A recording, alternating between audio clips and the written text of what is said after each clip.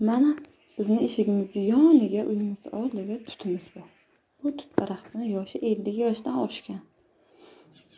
Tutni borligi yaxshi, soyasi yaxshi, mevasi yaxshi.